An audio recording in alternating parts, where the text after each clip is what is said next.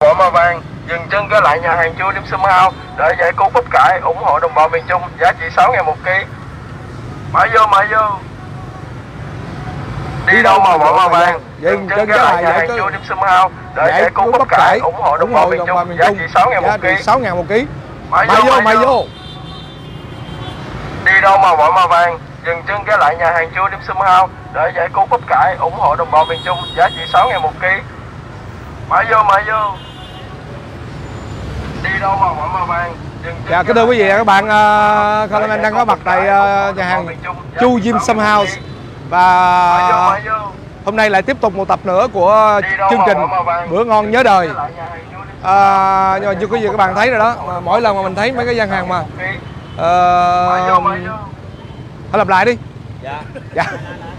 Bây giờ mình tắt cái đó luôn, anh nói trên đó luôn. Rồi, đúng rồi. Không, anh nói xong nhưng mà lát nữa phải trả lại cho người ta đó. Ok, rồi. Đây đưa anh lát em mở lại nha. Rồi. Đâu anh nói coi nó vô tiếng chưa? Chưa. Đi đâu?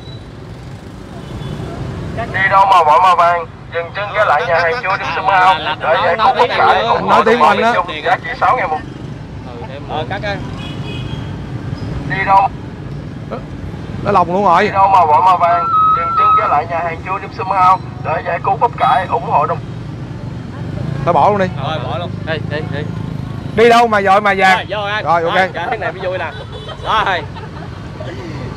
Máy chạy. Chơi.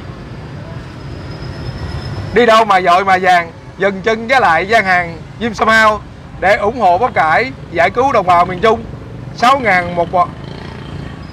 Cái này gọi là gì? 6.000 một ký, 6.000 một ký. Mại vô. Đi đâu mà dội mà vàng, dừng chân với lại gian hàng Chu Dim Sum House để ủng hộ giải cứu đồng bào miền Trung, bắp cải 6.000 một ký. Mại vô. Dạ, kính thưa quý vị các bạn, Coleman đang có mặt tại trước cửa của nhà hàng Chu Dim Sum House và hôm nay thì không phải mình đi bán bắp cải nha bà con cô bác, nhưng mà mình chuẩn bị để ghi hình cái chương trình Bữa Ngon Nhớ Đời.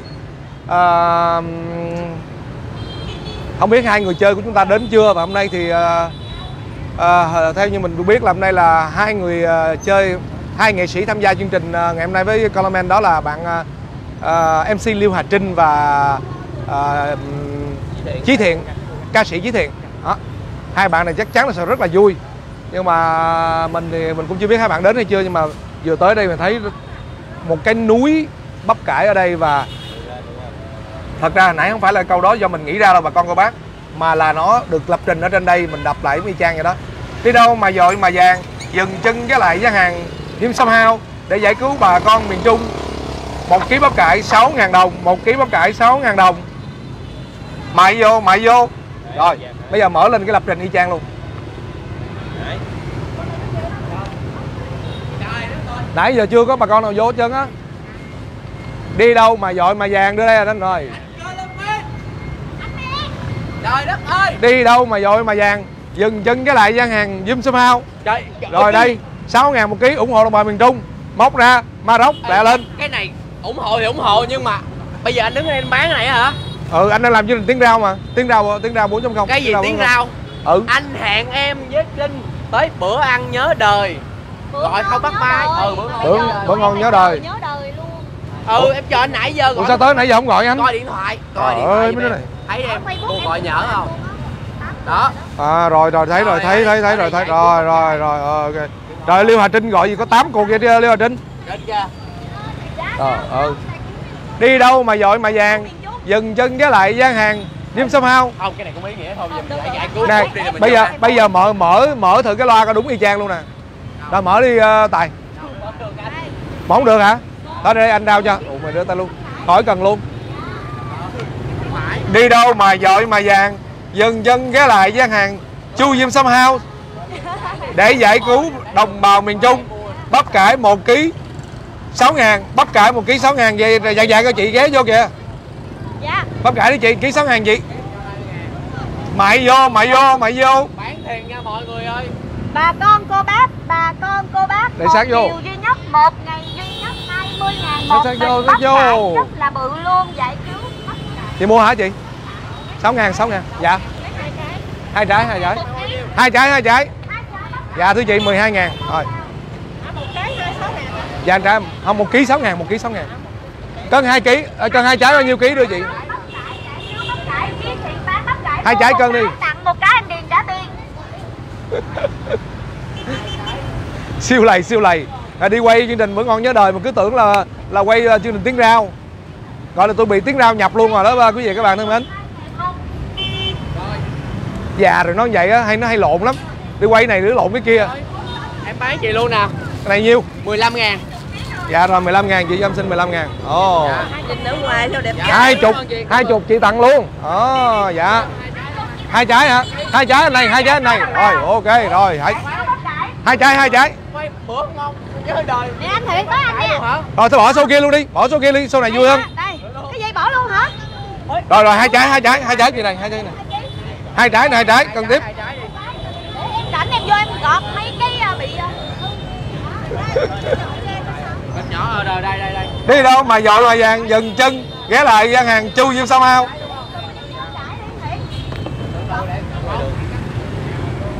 Dạ chị mua mấy trái gì? 2 trái đây nữa. Lẹ lên, hai cái này bán chậm quá. Nè em cân đi.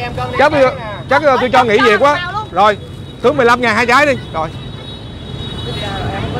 Chết chậm quá tiền lẻ ha, đưa anh Thối luôn. Rồi, ok. Rồi. Coi chừng nó giật tiền. Rồi thôi 13 bán luôn đi, nhiều cũng được đó. Rồi có nhiều bán nhiều rồi, ok. Lỗ chủ quán giờ, lỗ chủ quán chịu chứ mình đâu có chịu đâu lo. Rồi, anh lỡ bán 2 trái có 13.000 mà lấy lại luôn đi. Rồi, ok. Rồi, chị kia xong rồi phải không? Rồi. 1 kg 6.000, 1 kg 6.000 bà con ơi. 2 trái. Rồi. Rồi. 20, dạ. 2 trái 20 luôn, dạ luôn. Vô trời ơi. Ủa quán nè, cái chỗ rồi Thối chị bà. Rồi dạ đây. Dạ Thối 20 luôn. Rồi đưa 10.000 nữa, 10.000 nữa. Đưa 10.000. 10.000 cho chị này nữa là đủ. Dạ cảm ơn nha. Ok rồi. Quý vị các bạn thân mến, mọi người chúng ta đang xem những cái khoảnh khắc đầu tiên của chương trình Tiếng Rau 4.0. Ủa không phải lộn. Bữa Ngon Nhớ Đời. Thối về 10.000 nữa, 10.000 nữa Thối người ta đây lẻ lên. Trời ơi. Chắc hai đứa này tôi cho nó nghỉ việc quá. Mấy trái em. 2 trái 20, 2 trái 20. Rồi tôi bán rồi luôn, 2 trái 15 tôi bán 20 luôn. 2 trái 20. Rồi ghé vô luôn, nhảy qua luôn nè. Đó, ui, 2 trái 20 với luôn con.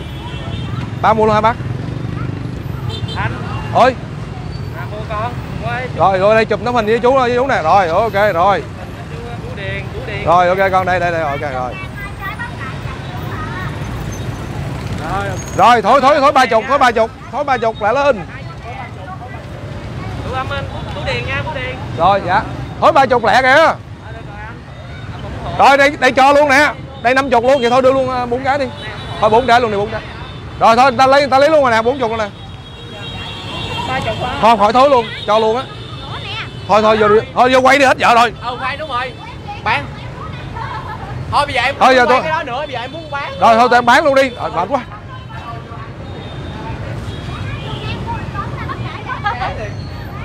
Rồi thôi vậy thôi bỏ đi cưng, vô kia đi làm cho chắc ăn đi. Rồi.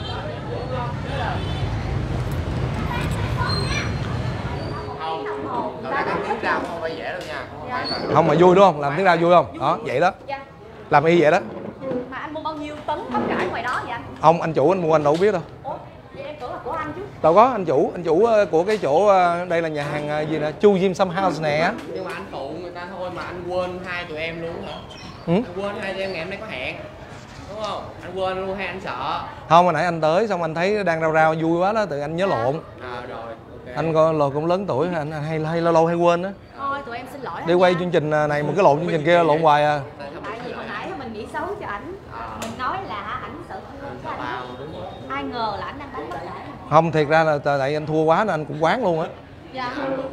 Thua quá rồi quán luôn, xong tự nghe tới Bữa Ngon Nhớ Đời bị ám ảnh luôn, nên chuyển qua Tiếng Rau. Không sao, hôm nay cũng vậy đó. Thôi bây giờ mình ăn. Chưa, từ từ. Hết sức bình tĩnh. Tụi em đói lắm rồi còn để mấy chai nước mắm. Rồi. Cho anh xin ly nước đi Quán này là quán ruột của chị Liêu Hà Trinh á. Dạ, Đó. cái này Chu Dim Sum. Đó, chú dim sum á, chú đâu có comment đâu có số tiền lớn mà đi những cái quán mà nó sang trọng mà nó đẹp đẽ về đâu. Anh nói thì sao chứ 800 chuỗi nhà hàng các kiểu. Đó. Kính thưa quý vị các bạn, thì cái chương trình Bữa Ngon Nhớ Đời thì cái đó đây là một cái game show nó vô cùng đơn giản. Dạ. Và mỗi một tập như vậy sẽ có 2 khách mời là nghệ sĩ trên các lĩnh vực. Và thông thường thì các bạn này cũng là em út thôi, cho nên là comment thì cũng biết comment hay đi ăn chỗ này chỗ kia ngon. Nhưng mà bình thường thì mình sẽ chọn quán. Nhưng mà với cái game này thì hầu hết là mình sẽ không chọn. Tại vì nếu mình chọn thì các bạn nói là mình sẽ biết trước ở đó bán cái gì rồi giá cả làm sao, đúng không? Thì cái nội dung của cái game này nó cũng rất là đơn giản thôi. Bây giờ mình vô lát mình ăn một cái menu, có thể là 5 món, 7 món gì không cần biết. Dạ. Nhưng sau đó là mình tính cái tổng bill là nhiêu. Rồi xong ba anh em mình cùng đoán.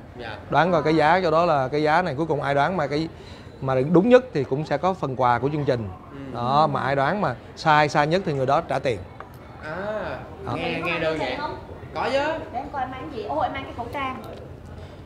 Không, cái này nói thiệt luôn đó. Không có tiền. Anh biết là từ đầu khi mà tới đây á, là mọi người đã nói rồi là cái Bữa Ngon Nhớ Đời này, cái chữ nhớ đời nó có rất nhiều ý nghĩa. Đó, nhớ đời là bữa đó là trả hết tiền, nhớ đời là hôm đó được ăn ngon. Đó. Mình chuyển khoản này không anh, không mang tiền mặt. Không. Được chịu hạn. Nói chung là anh cũng sẽ có cách. Dạ. Đó. Vừa là thấy Liêu Hà Trinh có tham gia cái bộ phim gì về nhà ăn Tết nè, rồi còn sắp tới như cũng có một vài dự án nữa. Dạ. Rồi Chí Thiện cũng vậy, thì thôi có gì anh tạm ứng cũng được, rồi anh trừ lại double thôi, đơn giản vậy. Còn làm việc giống nhau nhiều mà cũng gặp nhau nhiều. Khó lắm, không có thoát được danh đâu. Đó, cho nên mà khi các bạn mời á, hầu hết các bạn hay thích ghẹo mình á, mời mấy cái quán cho nó sang thì sang nè, cái quán gì có đũa rồi dát vàng kiểu này nữa. Rồi chầu này son thiết vàng có rồng nữa. Đó, chầu này nhẹ nhẹ thôi, tôi nghĩ chắc chầu này nhẹ nhẹ thôi, chắc cũng khoảng chừng 30 triệu. Ủa anh ở đây ăn bào ngư dát vàng hả anh? Em nghĩ là cỡ 10. Ủa em dắt anh tới đây anh đâu biết đâu. Anh đâu biết thôi. Cái này là tất cả chúng ta đều không biết, tại vì thường là nếu mà chọn cái quán mà anh biết á thì không coi là ảnh hay cũng đi mấy cái quán ăn á, rồi xong ảnh chắc chắn sẽ biết giá. Tự nhiên sao tay anh run quá vậy? Chắc chắn là ở ngoài kia bán bắp cải còn thiếu người, em xin phép là hai anh ăn em ra ngoài đó trước nha. Gỡ không nổi đâu em gỡ không nổi đâu thiệt, bán bắp cải bán coi như mà 100 tấn cũng không gỡ nổi chầu này đó, anh nói thiệt luôn. Để em tìm kiếm cái menu của quán này, em cộng trước, em học bài trước được không? Không, bây giờ đã vô đây rồi là nếu nãy giờ em muốn học lúc nào học anh đâu biết. Hoặc là em cũng đã từng tới đây thì em biết chứ anh đâu biết. Anh với Chí Thiện là không biết rồi đó. Không biết rồi đó, ngơ ngác rồi đó. Tự nhiên cái em recommend, cái em giới thiệu, em nói thôi đi cái quán ăn gì dim sum đi.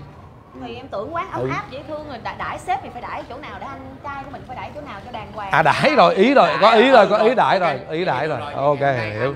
Comment cũng rất là vui lòng. Chờ em đãi. Vậy đi. Ok, bây giờ chúng ta bắt đầu như thế nào anh?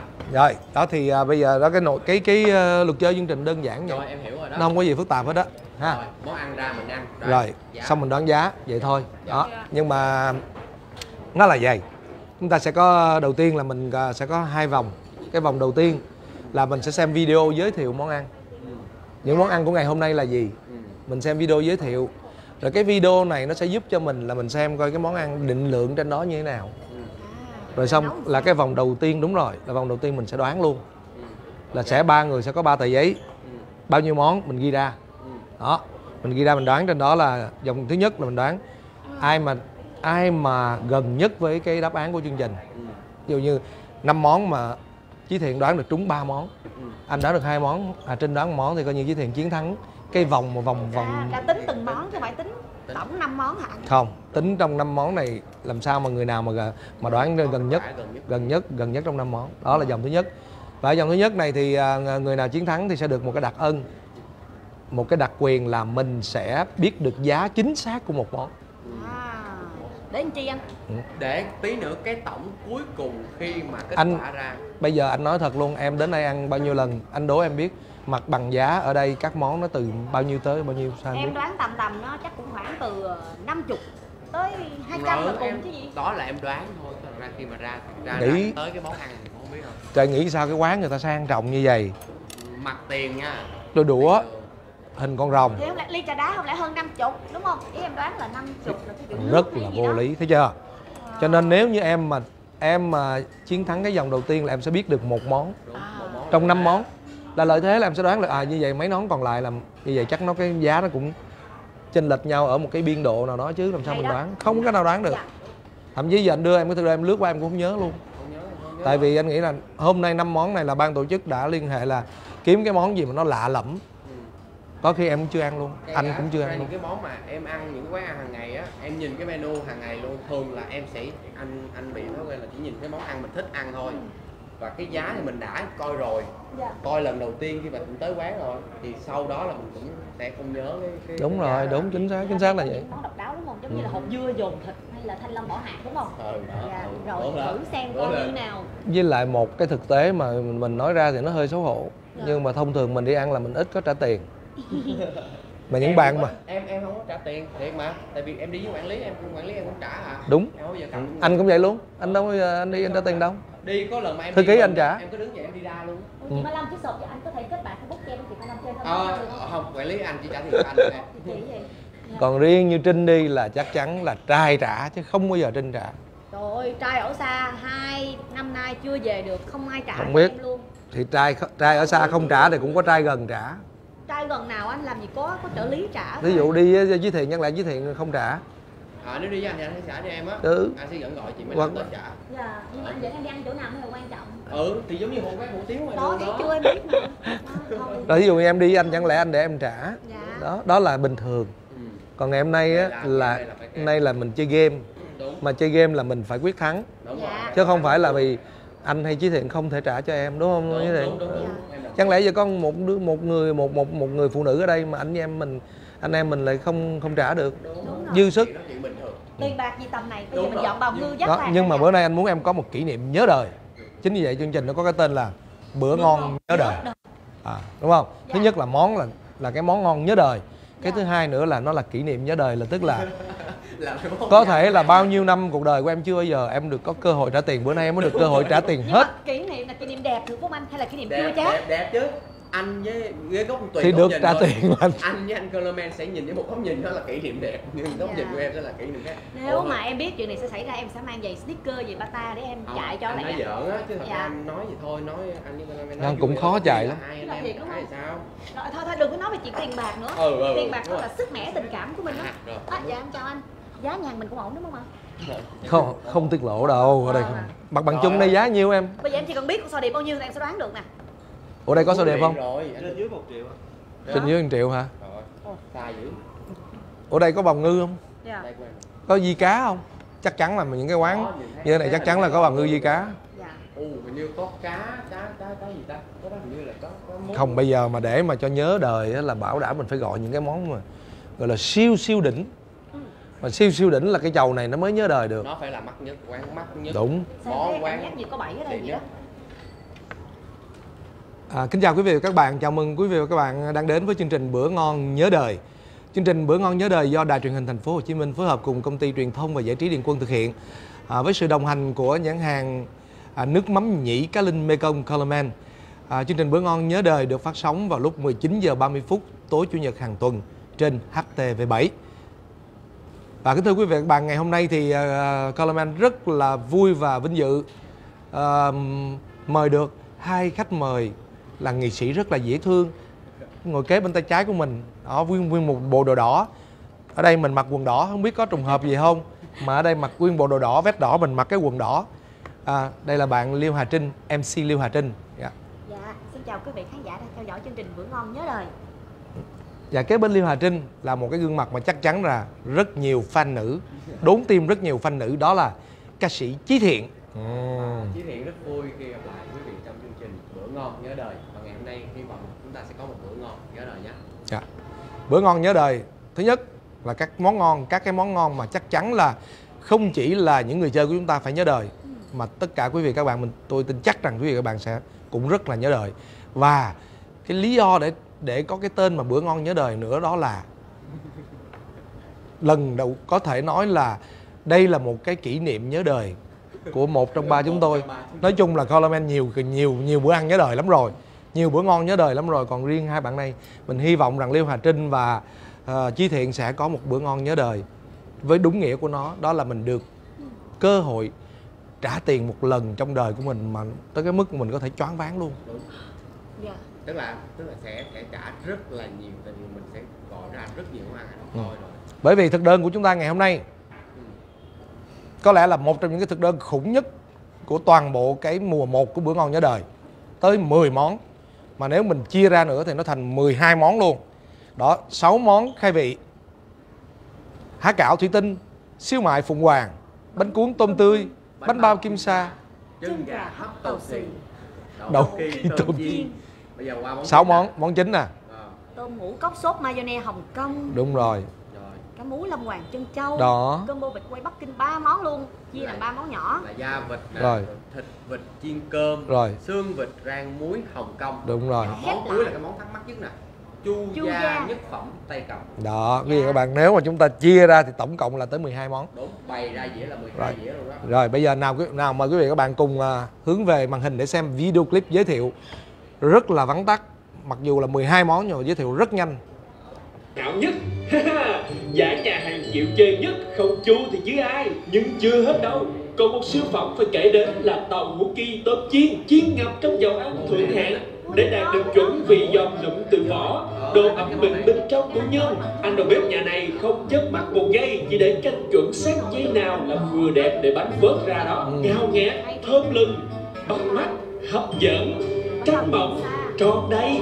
Như vậy đủ để con tim của các bạn xuyến xao hay chưa? Một gấp là xay đậm, 2 gấp là đậm xay, 3 gấp là ngất ngay, ngất ngay. Kỳ công, tinh tế và hoàn hảo. Tinh tế và hoàn hảo trọn vẹn là 2 từ miêu tả dành cho chú dim sum. Còn bạn sẽ trả bao nhiêu tiền để thưởng thức sự trọn vẹn này? Wow, tươi rói, căng bóng và săn chắc là những gì mà quý vị nghĩ về tôm này. Đậu hũ kỳ tôm chiên, nguyên liệu xanh hết sức bắt mắt. Lột vỏ tôm thật là nghệ, lột vỏ tôm thôi mà cũng thật là nghệ.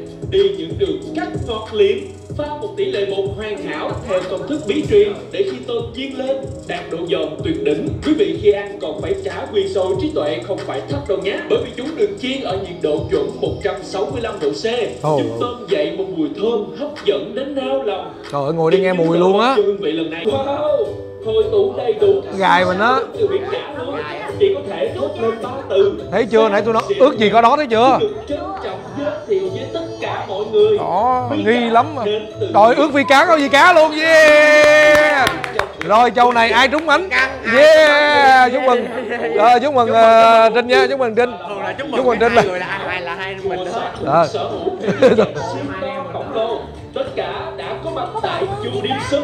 Nồi nước lèo được hầm trong 480 phút liên tục, hội tụ muôn vàn tinh tú từ các nguyên liệu xịn, côi soi điệp nhân, đùi Vân Nam Hồng Kông, gà ra. Cho lần lượt tất cả các nguyên liệu quý hiếm vào và nấu cho đến khi nước quẹo lại là có ngay món chu gia nhất phẩm Tây Cầm trứ danh này đấy. Chết. 7 phút đau đớn nhất nãy giờ. Em phải tỉnh táo lên, Trinh, tỉnh táo lên. Bao nhiêu Trời ơi, bạn nào quay cái ẩm thực này về tăng lương liền nghe. Còn ai biên tập nào mà làm cái clip này về trừ lương liền nha. Đó. Trừ nè, tự nhiên tới giờ này coi như đói rồi tra tấn mình coi đây. Hợp lý không, đúng không? Rồi. Wow. Cái này anh nói thiệt nha. Anh nói thiệt, anh tiết lộ với tụi em luôn là sáng nay mới quay một tập mà có 1 triệu thôi đó, mà coi như muốn đánh lộn với nhau rồi đó. Cái bill của đó là 1 triệu có 1 triệu thôi đó mà đã quýnh nhau mà không đòi. Cái bill này em nghĩ là phải gấp 5 lần đó nha. Anh nghĩ gấp 10 lần luôn á. Số bào ngư di cá đó mỗi số cho là khoảng 800 tới 1 triệu đi là. Hình như là chỉ có 1 số à em. Rồi ai đã đưa mời, ai đã sướng lên cái ý kiến là đến đây là người đó chuẩn bị đi. Em nghe nói ở đây có rau muống xào tỏi coi với như lại mình đổi thực đơn 12 dĩa rau muống xào tỏi được không nào? Cái gì đậu hũ lướt ván cũng ngon lắm á mọi người. Đúng rồi. Anh, đậu hũ lướt ván ăn tốt cho sức khỏe. Không được. Anh nghĩ là chủ nhà hàng cũng đồng ý thôi, nhưng mà họ vẫn tính mình lên cái giá này. Nhưng mà họ sẽ phục vụ cho mình ăn rau muống với lại theo ý của em. Tại vì này giờ người ta làm rồi, làm sao mà ấy được. Cho thua nhiều quá, lúc nào cũng thua. Không có gì em mượn anh nha, không có gì em làm thì anh. Được. Rồi. À đúng rồi, đó. Đây. Bạn báo giá. Ủa không phải hả? Chưa Dạ, được bài thi, ăn bài em thi. ơi. Em ơi, em có thể đổi anh cây bút đỏ được không? Làm em nhớ đến bài kiểm tra một tiết hồi xưa quá. Mỗi lần anh cầm bút đen là anh trả tiền cho giàu thôi. thôi. Anh cậu đen đi. Cảm ơn anh ơi. Cảm ơn tụi em tự xử được rồi. Dạ được, cảm ơn anh, cảm ơn Anh anh. màu xanh em màu đỏ. Ok. Dạ. Lỡ rồi. Thiệt luôn á. Phải biết ép người. Trận nào cầm bút đen là trận đó đều gãy hết, không biết tại sao. Bây giờ mình đáng trước luôn hả anh? Đó, bây giờ mình cứ ghi trên đây nè. Dạ mình ghi tên mình vô ha. Rồi ghi tên vô. Khỏi ghi tên luôn, bút màu gì biết luôn rồi. Đó. Há cảo thủy tinh. Rồi thử cứ đoán đi, tự ấy nha. Một dấu hôn để mà lấy hên. Cố lên Trinh ơi, cố lên. Không thôi bán dây chuyền nữa Trinh ơi. Há cảo là Trinh tính nhiêu?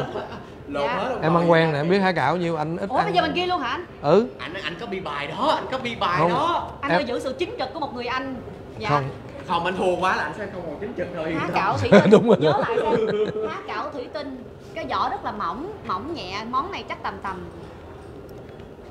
Ủa, há cảo tôi nãy nhân gì? Nếu quan trọng là phải nhân đi. Nhưng thủy tinh. Không ai mà nhìn ta phải bán dây chai đâu mà thủy tinh anh. Há cảo thủy tinh chắc mấy cục nữa mà, quan trọng là mấy cục nữa, một cục bán khác. Bối không? 4 cục á, 4 cục á. Anh đừng có copy bài em. Anh không có copy, em ghi 65, anh ghi 70, có copy đâu copy. Xíu mại phụng hoàng. Đó, anh ghi 75. Nếu là phụng hoàng thì chắc chắn là phải có mấy cái trứng cá gì trên đó, nó cho nó có màu. Hả? Trứng cá mắc lắm, thôi chắc là 70. Không, làm gì có món trứng cá không đó. Chắc là 70.000 rồi. Bánh cuốn tôm tươi này, bánh này chắc là cũng không có mắc lắm đâu ha. Bánh cuốn tôm tươi dễ nấu nè. Bánh cuốn tôm tươi cho. Trời, nghĩ sao cái quán người ta như cái quán người ta nó đẹp như vậy, nó đầu tư như vậy mà Thôi cho mà 80.000 mấy cái món toàn là dưới 100.000 không vậy? Thôi Sai đó. em đoán thôi. Thôi muốn đoán nhiêu đoán, anh không biết giá mà anh đoán đại đi. Thôi bánh bao kim sa nãy, bánh bao kim sa nãy lướt lẹ quá, không có nhớ mấy cái luôn. Bánh bao kim sa mua ngoài thì chắc khoảng 5.000, 10.000. Ủa cái bạn hồi nãy bạn nào em Hả? Bánh bao kim em trai giúp đỡ anh chút xíu em trai ơi. 30 mấy 40 ngàn à. Một cái hay một? 4 cái. Cái bánh bao kim sa là này là có mấy cái vậy? Nhân lên gì? Hai Hai cái hả? hai cái mà ba người sao hả? Giá gốc, nếu mà bán Mỗi người hai cái hả? Một phần là hai cái. Một phần là hai cái, ba người ba phần đúng không? Dạ. Rồi ok. Nếu mà bánh bao kim sa hai cái ở siêu thị bán Một. là 30.000 ba cái. Mà ba cái là 6 cái đó. Ở đây chắc nhân lên gấp 2 đi ha. Mà công phu nghệ thuật Rồi, em cầm nha. cho nó. Người là cơn gió chẳng thể tìm thấy, khóc mai chẳng thể ngồi ngoài.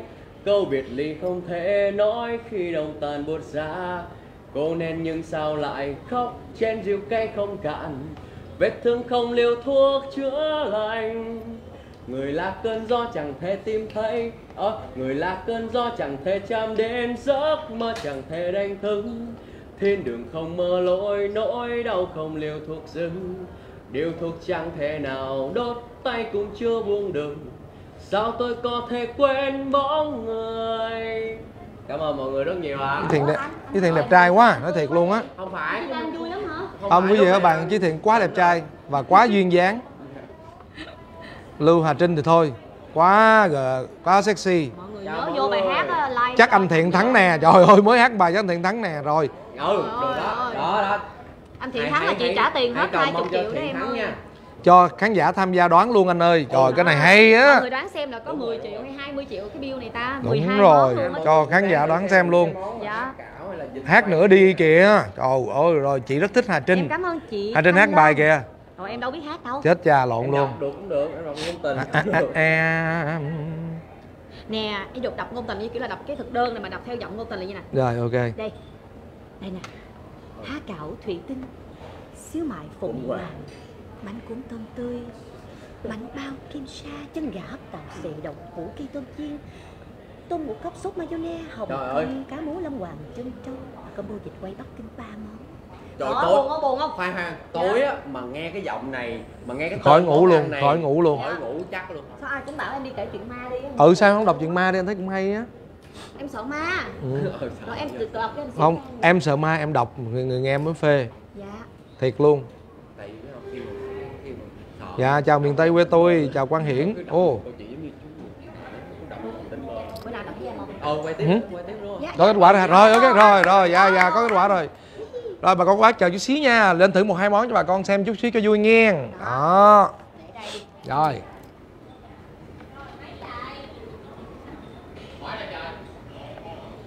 Không, anh có cái này rồi. Đó, cái này của hai em đó. À, cái này mic của livestream chứ mà.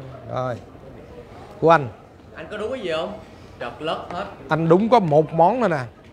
Ui, Trời ơi. Trời ơi. lớp trưởng. Trời ơi, em nói thiệt mà. vậy em trật có đúng có ủa trật 2 món chính luôn. Ủa cái này là trật hay là trúng? Đánh dấu là Ủa? trật hay trúng? Cái món mắc nhất em trật là em đi lúc nguyên bài luôn rồi hả? Vậy là cái đề chính là mình trật. Đâu nào hả? Nếu anh trúng có một món. Mà anh này trúng đánh- cái món mắc nhất là đúng rồi. Rồi. Đánh dấu là trúng hả? Là trúng đúng Được, không? đúng rồi, là rất gần với đáp Rất án. gần với đáp án. À, còn Ủa? em thì So với nhau á. Nào đúng hết vậy anh? không, anh 2 cái nè. Đó, đúng Rồi. rồi, Chí Thiện là được cái bánh cuốn Bánh cuốn tôm tươi. bánh bao kim sa. Kim sa. Ủa, bánh bao kim sa Chí Thiện để 60 mà gần ha, rồi để anh nốt lại. À, Em biết rồi đó. Em cũng nói lại. Thì ra là bánh bao kim sa tầm 60. cái kia. Qua nhiêu anh đúng rồi. Đây, Triệu nói rưỡi. luôn, nói luôn. Bánh kim sa khoảng 1,5 triệu. Biết Ủa, rồi. cái này của em giống anh mà, anh 690 em 700 mà. Nhưng mà em gần hơn anh. Vậy có lẽ cái này là À, cái này là 800 quá. Ủa? cái đầu tiên của anh là gì? Ủa? Đầu tiên không phải là 55 mà cũng không phải 65, vậy là 75 rồi. Hoặc là 70. Của anh đúng rồi cái đầu không? Đúng rồi cái đầu Anh không có đúng cái đầu. Cũng không phải 75. Khoan mọi Ủa, người sao ơi, kỳ vậy sai ta? nhiều quá tôi theo không kịp, từ Anh coi từ. cái món này kỳ lắm nè. Cái món há cảo thủy tinh không phải 55, không phải trong tầm 65, cũng không phải 75, thì là nhiêu? Rẻ hơn. Mắc hơn. Rẻ hơn hoặc mắc hơn thì nằm ở khu vực đó. Thôi, mình quên cái này đi chứ có khó nhớ lắm, 10 mấy món không nhớ nổi đâu. Vậy chắc là 8. Thôi bỏ luôn đi. Ủa, mình khùng ghê. Nhớ mấy món chính đi. Rồi thì mình chỉ việc nhớ cái bên này thôi chứ. 90. Đó. 15, 70, Em nghĩ là 90. 80. Không, phải có mấy món quan trọng là mình phải nhớ nè. Cá Anh bún đi là cấp 800 đi. ngàn Có kìa, cái đúng bài rồi. thấy bài đúng nhiều nhất nha. 800 ngàn mà Cái này anh gì ghi mà tới 2 triệu 2 lần, triệu đúng rồi, hai đúng triệu rồi, đúng rồi, đúng rồi, đúng rồi. Tại cái của anh nó sai hết, anh nhớ thì là anh chết. Anh lật lại cái thái độ của anh lúc đầu vô show đi. Hả? Thôi phải chứ anh là anh tên tốt bụng với em từ đầu, em cho anh coi rồi. Hồi nãy anh nhớ anh gì nè. Đúng. Rồi như vậy là Liêu Hà Trinh là người đúng nhiều nhất đúng không? Anh công bố giúp em là người chiến thắng sẽ nhận được một phần thưởng, một dạng là một gợi ý ạ. Đúng rồi, ok. Một suất học bổng. Rồi, giống như là chúng ta đã phổ biến. Ủa anh được 2 cái luôn mà. Sao anh kiện copy hết Đây bài em nè, vậy anh? há cạo thủy tinh anh cũng trúng mà. Thấy không? Ủa 75 là đúng rồi. Thiệt luôn á, không phải đâu, tại vì cái phần Bài này tới 12 gì hết rồi. Đi học cái gì mà được có 2 điểm. Cô dạy nấu ăn rất buồn về anh luôn á. Ít nhất em được 8 điểm thấy không? Anh cũng 2 điểm chứ có hơn Thiện đâu. Không. Bây giờ tôi chính thức tuyên bố và hôm nay tôi sẽ gọi những món mắc nhất. Em đừng có Cái lo. gì ăn hết đi ạ. Mấy cái thằng mà chuyên gia học 2 điểm là cuối cùng nó đều lội ngược dòng hết. Đúng. Tại vì á con vịt lúc nào nó cũng bơi ngược dòng hết thấy không? Đó, trước sau nó cũng bơi ngược dòng mà chiến thắng cho coi. Biết hồi nãy Chí Thiện tự tin Rồi. 100% ha. Thôi nhưng mà dù sao đi nữa thì ở cái vòng mà không nhiều ý nghĩa này Ừ đúng. thì Chí Thiện và Coleman cũng rất là sẵn lòng để nhường chiến thắng này cho Liêu Hà Trinh. Dạ. Và phần thưởng đó là một cái đáp án, một cái giá chính xác của một trong 10 món này. Chúc mừng em. Em được biết riêng một Xin mình mời em ban hả? tổ chức. Một mình em đúng Một không? mình em muốn chia cho tụi anh coi cũng được, không sao. Còn nếu em muốn giấu mình em cũng được. Thật ra cái bài của em mọi người copy hết rồi. Em cũng không còn gì để giấu nữa, nhưng em chỉ cần thắc mắc Cái món nào mà em cái trúng món em đầu chính xác. tiên Anh chỉ cho. Không ai Cái này là đúng giá hết. chính xác của một món luôn nha. Là- Ủa? Ủa? Ủa. Giật mình. Anh ơi cất liền. Ủa? Ở đây địch đông lắm. Anh ơi cất liền.